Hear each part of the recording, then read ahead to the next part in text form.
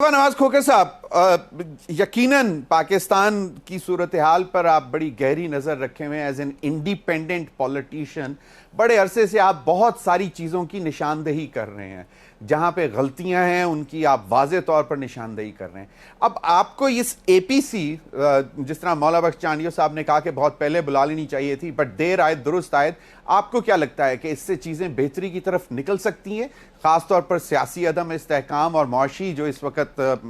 हमें इस्तेहकाम की अशद ज़रूरत है, उस हवाले से? जी शुक्रिया। मेरे ख्याल में एपीसी बुलाना खुशाइंद है। ये बहुत पहले ऐसा हो जाना चाहिए था।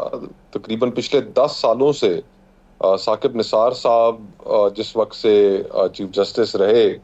और उनके दौर से लेकर आज तक हम एक कांस्टेंट क्राइसिस में है,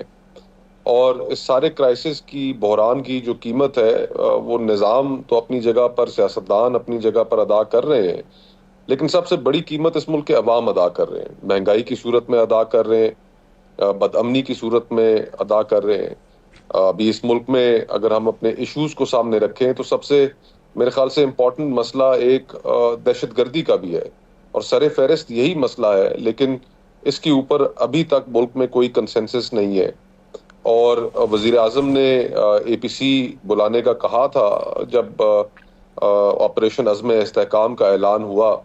सियासी जमातों की रिजर्वेशंस उस पर आई, लेकिन वजीर आजम एपीसी नहीं बुला सके। सो अब जो एपीसी बुलाई है, यकीनन उसके अंदर तमाम जो मामलात हैं वो डिस्कस होंगे और होने भी चाहिए। और मैं तवक्को रखता हूँ कि तहरीक इंसाफ कि वो एक पॉजिटिव रोल प्ले करेगी, क्योंकि माजी में हमने ये देखा है कि उन्होंने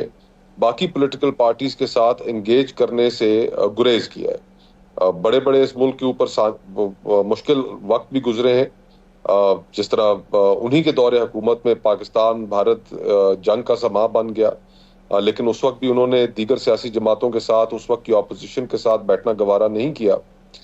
तो मैं ये समझता हूँ कि अब होपफुली उनके रवैये में भी तब्दीली आई होगी, आनी चाहिए, क्योंकि जो मौजूदा बहरान है, चाहे वो दहशतगर्दी का हो, चाहे मईशत का हो, चाहे सियासत का हो,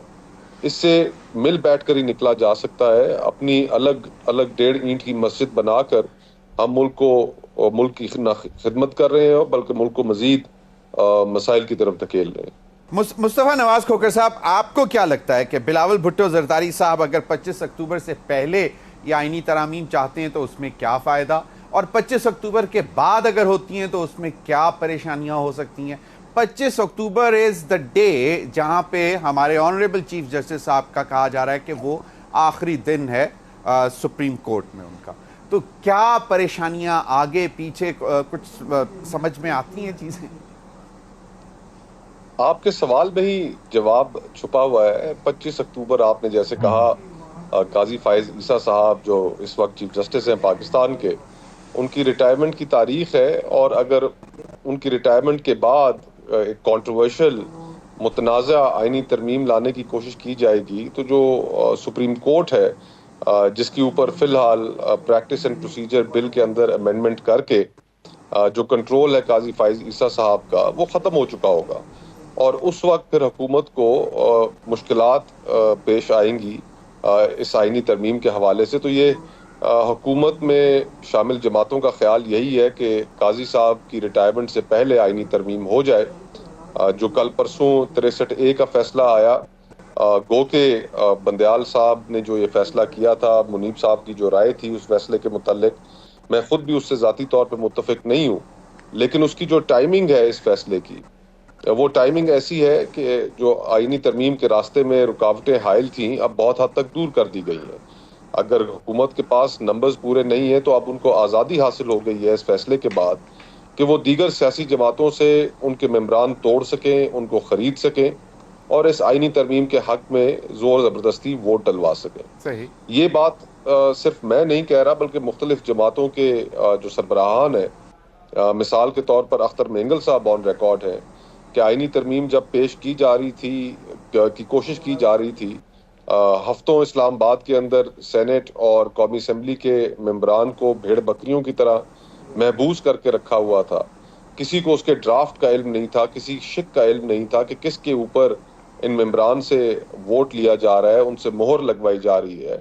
تو اس وقت اختر مینگل صاحب سامنے آئے اور انہوں نے کہا کہ ان کی جماعت کے 2 سینیٹر سے ووٹ لینے کے لیے ان کے گھروں پہ چھاپے مارے جا رہے ہیں۔ تو یہ ایک پارلیمنٹ کی جانب سے جس کا ایک لیجٹمیسی کے اوپر خود بہت بڑا سوال ہو، فارم 47 الیکشنز کے اندر ریگنگ، مینڈیٹ، اس کے اوپر سوالات ہوں، اور ایک اتنی بڑی آئینی ترمیم لانے کی حکومت کوشش کرے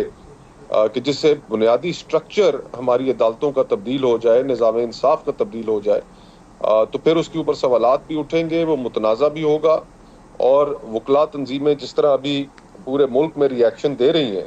کل آپ کے سامنے ہے اسلام آباد بار کاؤنسل، اسلام آباد ہائی کورٹ، ڈسٹرکٹ کورٹس، سب نے بڑے سخت الفاظ میں اس کی مذمت کی ہے، اور وکلا کنونشن بھی بلا لیا ہے اگلے ہفتے،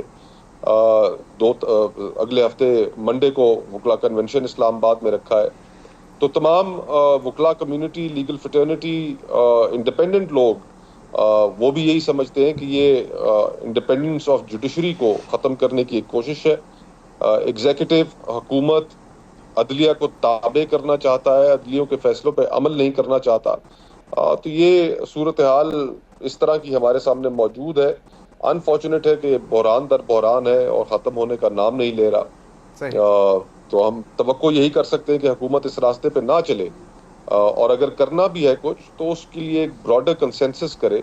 اور پھر کنسنسس کے بعد ہی آئینی ترمیم سامنے آئے۔ صحیح، کوئک کویسچن، اس کے بعد میں ذرا بریک پہ جاؤں گا، اور یہ یقیناً مولا بخش چانڈیو صاحب کے لیے بھی بڑی امپورٹنٹ ہوگا۔ مصطفیٰ نواز کھوکھر صاحب، آپ نے کہا کہ آپ شاید 2 ججز کے موقف سے شاید اس طرح ایگری نہیں کرتے، so you are in favour of floor crossing, یا پھر کسی بھی پارلیمنٹیرین کا ایک اپنا ضمیر بھی ہوتا ہے، وہ سمجھتا ہے کہ اس کی پارٹی شاید کوئی غلط فیصلہ لے رہی ہے تو وہ اس کے مخالف بھی جا سکتا ہے، لیکن اگین پارٹی کے انڈر رہتے ہوئے، امبریلا تو پارٹی ہے، تو اس میں سے نکل کر مخالفت کرنا، یہاں تو آپ پھر اس پارٹی کو چھوڑ کر چلے جاؤ اور پھر دوبارہ انڈیپینڈنٹ آؤ اور پھر جو مرضی فیصلہ کرو۔ So what is your line, clear line on this? دیکھیں، پوری دنیا کے اندر، اور اسپیشلی اگر آپ برطانیہ اٹھا کر دیکھ لیں کہ جہاں سے ہم نے اپنی جمہوریت اور اپنا نظام بورو کیا ہے، وہاں پر کیا اس طرح کی ریسٹرکشنز موجود ہیں؟ بالکل بھی نہیں۔ ہر ممبر کو قومی اسمبلی کے اندر یا سینٹ کے اندر یہ اختیار ہے کہ وہ اپنی رائے کا کھل کر اظہار کر سکے، جو بھی قانون سازی اس کے سامنے آتی ہے اس کے مختلف پہلوؤں کو پرکھے، اور پرکھنے کے بعد پھر پارٹی کی رائے کو سامنے رکھے، اور اگر پارٹی کی رائے کچھ مجبوری کی حالت میں اگر ٹھیک نہیں بھی ہے تو اس سے اختلاف کرے۔ میں آپ کو ایک ایگزامپل دیتا ہوں کہ جو آرمی چیف کی ایکسٹینشن کا قانون تھا جس وقت پیش کیا گیا، بہت سے جو مسلم لیگ نون کے، پیپلز پارٹی کے ممبران تھے، ان کو اس کے اوپر اعتراض بھی تھے، لیکن ایک اوور ویلمنگ میجورٹی نے اپنی پارٹی کے ڈسپلن کی پابندی کرتے ہوئے اس قانون کو ووٹ بھی دیا، لیکن کچھ حضرات تھے جنہوں نے مناسب نہیں سمجھا اور انہوں نے نہیں دیا۔ تو یہ اختیار نہیں لینا چاہیے۔ پارلیمانی بادشاہتیں بھی قائم نہیں ہونی چاہیے کہ جن میں جو فیصلے بند دروازوں کے پیچھے بیٹھ کر دیے جائیں اور وہ پھر سارے ممبران پہ تھوپ دیے جائیں۔ فار ایگزامپل، ابھی یہ 3 ہفتے اسلام آباد کے اندر جب محبوس رکھا ہوا تھا سینٹ کے اور قومی اسمبلی کے ممبران کو، تو کیا توقیر تھی کہ کسی ایک ممبر کو بھی پتہ نہیں تھا کہ کس آئینی ترمیم کے اوپر ہم ووٹ ڈالنے جا رہے ہیں۔ True that. اس طرح کی we witnessed کہ مولانا فضل الرحمان صاحب کے پاس آگے پیچھے جا رہے ہیں، لیکن ان کے ساتھ بھی مسودہ نہیں شیئر ہو رہا تھا، لیکن پھر بعد میں کیا اور کہا کہ اس کو کانفیڈینشیل رکھا جائے۔ اس پر مزید بھی بات کریں گے۔